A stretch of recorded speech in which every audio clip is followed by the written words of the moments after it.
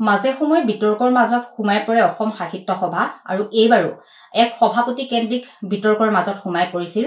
তাৰ পাছতেই কিন্তু অসম সাহিত্য সভাই 5 গৰাকী বিশিষ্ট সাহিত্যিকক লৈ এখন চূড়ান্ত পেনেল প্ৰস্তুত কৰিলে। কিন্তু শেহতীয়াকৈ সেই সভাপতি পদৰ পৰা 3 গৰাকী প্ৰাৰ্থীয়ে নাম প্ৰত্যাহাৰ কৰিলে। এতিয়া নিৰ্বাচনত অৱতীৰ্ণ হ'ব ডক্টৰ বসন্ত কুমাৰ গোস্বামী আৰু ডক্টৰ উপেন ৰাভা হাকাচাম। তেওঁলোক দুয়োজনৰ মাজতেই সভাপতি পদৰ বাবে নিৰ্বাচন অনুষ্ঠিত হ'ব আৰু আজিৰে পৰা ৰাজ্যৰ বিভিন্ন প্ৰান্তৰৰ শাখাসমূহলৈ বেলট পেপাৰসমূহ আহিছে। 849খন শাখাই কোনো এগৰাকী প্ৰাৰ্থীৰ ভাগ্য নিৰ্ণয় কৰিব। মোৰ লগত বৰ্তমান উপস্থিত আছে ডক্টৰ বসন্ত কুমাৰ গোস্বামী ছাৰ। তেওঁৰ লগত কিছু কথা পাতিম। যিহেতু অসম সাহিত্য সভাৰ মাজে সময়ে বিতৰ্কৰ মাজত সোমাই পৰে, এইবাৰো বিতৰ্কৰ সৃষ্টি হৈছিল। তাৰ পাছতে 5 গৰাকী সাহিত্যিকক লৈ এখন চূড়ান্ত পেনেল প্ৰস্তুত কৰিলে। 3 গৰাকীয়ে নাম প্ৰত্যাহাৰ কৰিছে। এতিয়া মাত্ৰ আপুনি আৰু ডক্টৰ উপেন ৰাভা হাকাচাম সভাপতিৰ পদত আপোনালোকে দৌৰত নিৰ্বাচনত অৱতীৰ্ণ হ'ব। কি ক'ব? আচলতে বিতৰ্কটো হোৱাৰ এটাই কাৰণ আছে, অসমৰ সাংবাদিকৰ পৰা আৰম্ভ কৰি অসমৰ সমগ্ৰ জাতিটোৱে অসম সাহিত্য সভাক বৰ ভাল পায় আৰু সেই ভাল পোৱাৰ কাৰণে সভাৰ যদি সামান্যতম ভুল হয় তেওঁলোক গৰজি উঠে। গতিকে এইবাৰ এই যিখন প্ৰথমখন তালিকা ওলাইছিল সেইখন আচলতে ওলাব নালাগিছিল, কিবা সূত্ৰে ওলাল। সেই তালিকাখন দেখি যিটো অসমত প্ৰতিক্ৰিয়া প্ৰকাশ হ'ল, তেতিয়া অসম সাহিত্য সভাই নতুনকৈ পেনেল কৰিলে, তালিকা প্ৰস্তুত কৰিলে আৰু তাত মোৰ নামটো অন্তৰ্ভুক্ত হৈছে আৰু 3জনে নামটো প্ৰত্যাহাৰ কৰিছে।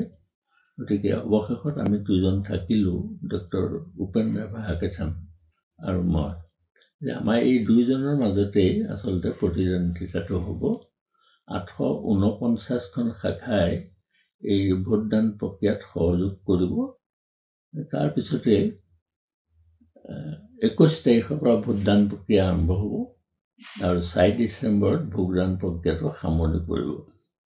5 ডিচেম্বৰত মেঘদূত ভৱনত থকা যিটো বেলট বক্স, সেই বেলট বক্সটো সকলোৰে উপস্থিতিত মুখ্য নিৰ্বাচনী বিষয়া, পোষ্টমাষ্টাৰ আৰু যদি কোনোবা এজেণ্ট আহে সেই সকলোখিনি লগ লাগি পেলাই সকলোৰে সাক্ষাতত সেইটো বন্ধ কৰা হ'ব আৰু ইয়াৰ পিছত 15-16 এনেকুৱা তাৰিখত সভাৰ কাৰ্যনিৰ্বাহক সমিতিৰ অধিৱেশন হ'ব আৰু সেই অধিৱেশনতে ভোট গণনা হ'ব আৰু তাতে এইটো ঘোষণা কৰিব। যদিহে আপুনি সভাপতি হিচাপে নিৰ্বাচিত হয়, কৰণীয় নিশ্চয় বহুত থাকিব। সেইটো আৰু ভৱিষ্যতৰ কথা, কাৰণ সভাপতি এজন হ'লে এটা দায়বদ্ধতাটো বাঢ়ি যায়। যদিহে কেনেবাকৈ সেই লক্ষ্যত উপনীত হ'ব পাৰোঁ বা ৰাইজে যদি সেইটো শাখা সভা যিটো ভোট দি পেলাই জিকায়, তেতিয়াহ'লে বহুত পৰিকল্পনা কৰিব লাগিব। অসমৰ বৌদ্ধিক মহলৰ লগত কিছু কথা আলোচনা কৰিব লাগিব আৰু যুগৰ লগতো খাপ খোৱাকৈ কিছুমান কাম কৰিবলগীয়া হ'ব। কাৰণ আজি ইণ্টাৰনেট অবিহনে মানুহৰ ইণ্টাৰনেটটো মানে ব্যৱহাৰিক জীৱনৰ এটা অংশ হৈ পৰিল। গতিকে সেই যুগটোৰ লগত খাপ খোৱাকৈ আমি কাৰ্যসূচী হয়তো ল'বলগীয়া হ'ব পাৰে। এইখিনি যেতিয়া মই সভাপতি হ'ম তেতিয়া আনুষ্ঠানিকভাৱে মই গোটেইখিনি কথা ঘোষণা কৰিম। এতিয়া মাত্ৰ মই সামান্য আভাস এটাহে দিলোঁ। কি কি কৰণীয় আছে বুলি ভাবে? মানে এতিয়া ধ্ৰুপদী ভাষাৰ ৰূপে যিটো স্বীকৃতি দিয়া হ'ল, এটা কথা কৈছোঁ। ধ্ৰুপদী ভাষা স্বীকৃতি দিয়া মানে ধৰি ল'ব নালাগে যে অসমীয়া ভাষাটোৱে এটা উত্তৰণ কৰিব পাৰিব, কেতিয়াও নোৱাৰে। যদিহে অসমীয়া অভিভাৱকসকল যদি সচেতন নহয় আৰু চৰকাৰ যদি সচেতন নহয়, বিশেষকৈ আমাৰ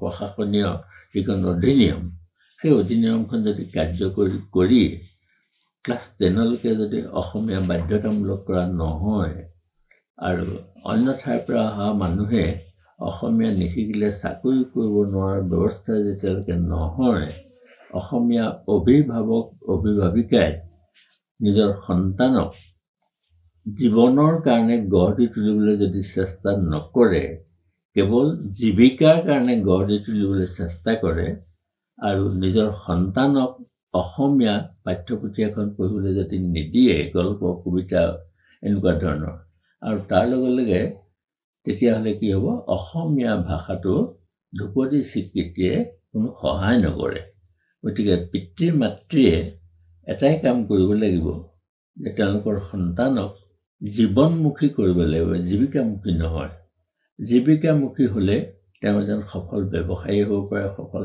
আৰ্থিকভাৱে চহকী হ'ব পাৰে কিন্তু মানসিক যিটো স্বাস্থ্য সেই মানসিক স্বাস্থ্যটো তেওঁ কেতিয়াও লাভ কৰিব নোৱাৰে এই মানসিক স্বাস্থ্যৰ অভাৱৰ বাবেই আজি অসমত বিভিন্ন ধৰণৰ সমস্যাবিলাক সৃষ্টি হৈছে ছাত্ৰ ছাত্ৰীয়ে বিদ্যালয়লৈ যাওঁতে ডেগাৰ লৈ যাব পৰা এটা পৰিৱেশ সৃষ্টি হৈছে কাৰণ সমাজৰ যিটো আমাৰ জাতীয় চৰিত্ৰ এই জাতীয় চৰিত্ৰটো সম্পূৰ্ণভাৱে হেৰাই গৈছে জাতীয়তা এটা জাতিয়ে যেতিয়া জাতীয় চৰিত্ৰ নাথাকে তেতিয়া ভাষা সাহিত্য সংস্কৃতি ভৱিষ্যত সম্ভাৱনা এই সকলোবিলাক নাইকিয়া হৈ যায় আৰু তাতকৈ ডাঙৰ কথাটো হৈছে বৰ্তমান নৱপ্ৰজন্মৰ মাজত অসমীয়া ক'ব জনা নজনা লোকৰ সংখ্যা অসমীয়া লিখিব নজনা লোকৰ সংখ্যা দ্ৰুত গতিৰে কিন্তু বৃদ্ধি হৈছে গতিকে ধ্ৰুপদী ভাষাৰ স্বীকৃতিটোৰ উৎসৱ পাতি ধ্ৰুপদী ভাষাৰ যিটো মৰ্যাদা সেইটো ৰক্ষা কৰিব নোৱাৰে অসম সাহিত্য সভাৰ যি বিতৰ্ক সেই বিতৰ্ক নাইকিয়া কৰিবলৈ কেনেধৰণে কাম কৰা উচিত বুলি ভাবে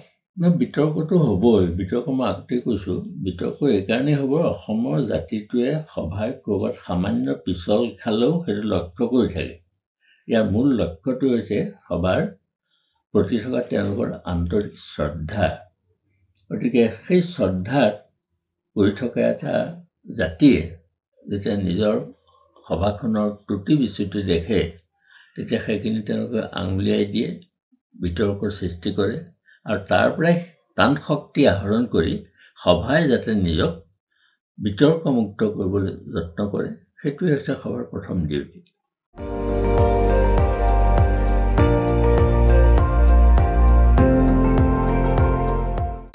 আপুনি চাই আছে ND24 সৰ্বশ্ৰেষ্ঠ নহয় সৰ্বোত্তমৰ দৌৰ